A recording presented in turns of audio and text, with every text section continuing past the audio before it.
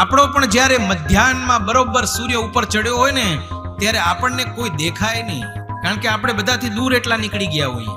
આપણી પ્રતિષ્ઠાનો સૂર્ય.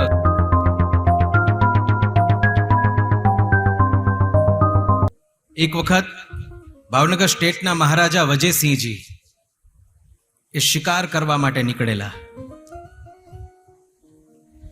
અને શિકાર કરતા કરતા કરતા મધ્યાહને એવા ભૂલા પડ્યા કે કોઈ મળે નહીં, પૂછવું કોને.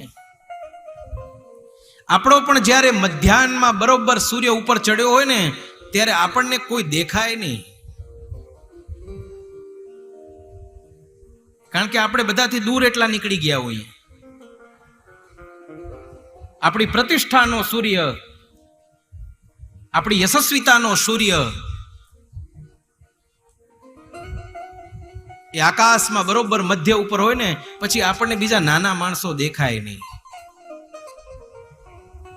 એ રીતે મહારાજ પણ ભૂલા પડ્યા અને કોઈ મળ્યું નહીં. બહુ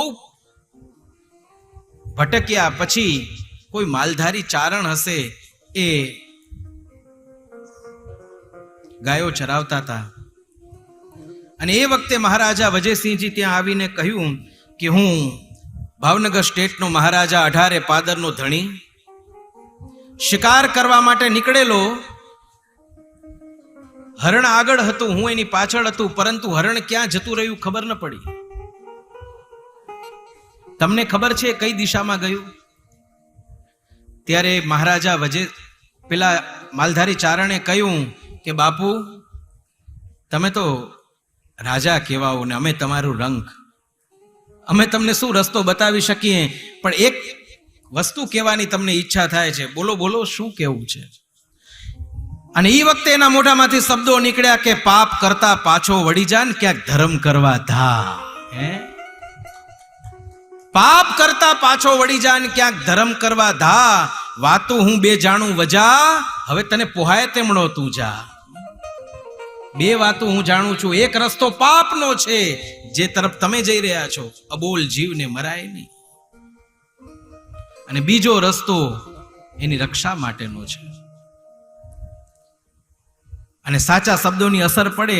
લુગડા માણસના ફાટેલા હોઈ શકે, ક્યારે સંસ્કાર ફાટેલા નથી હોતા. લુગડા ફાટેલા હોઈ શકે પરંતુ માણસના સંસ્કાર ફાટેલા ન હોય. અને એ સાચા શબ્દોની અસર મહારાજા વજયસિંહજીને થઈ ને એ વખતે જ એમણે ગોઠણેથી એ તીર કામઠાના કટકા કરીને પ્રતિજ્ઞા કરી હતી કે આજ પછી મારા રાજ્યમાં હું તો શિકાર નહીં કરું, પરંતુ બીજા કોઈને પણ કરવા નહીં દઉં. આ આપણી સંસ્કૃતિ છે, આ આપણી ખમીરાત છે, આ આપણી અસ્મિતા છે. અબોલ જીવને મરાય નહીં.